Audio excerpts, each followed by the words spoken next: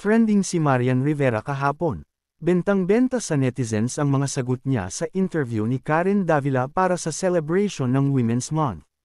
At kabilang sa sobrang kinatuwaan ng fans ay nang tanungin siya ni Karen kung meron bang insecurity ang isang Marian na diyosa ng showbiz, box office queen, multimedia queen, etc.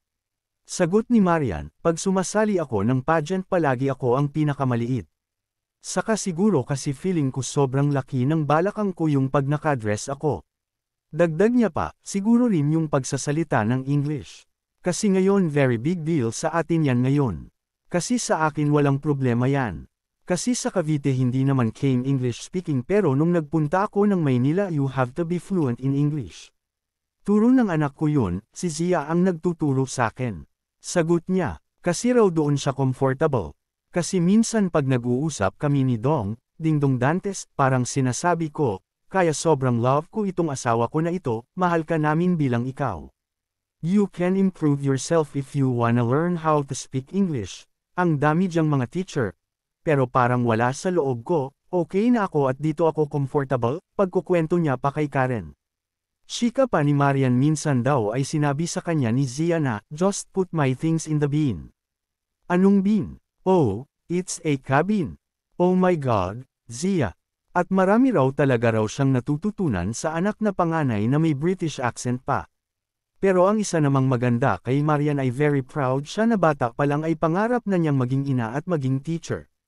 Ito talaga ang pangarap ko.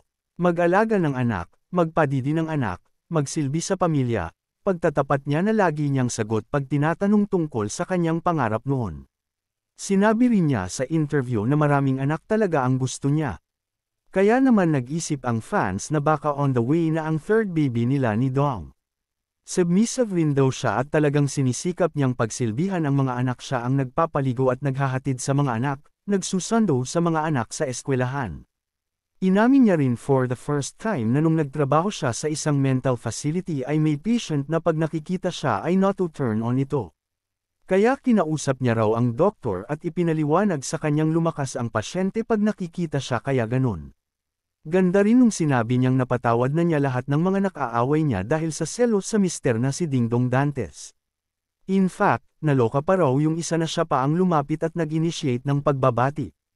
Pero wala na siyang binanggit na mga pangalan kung sino ang mga yun.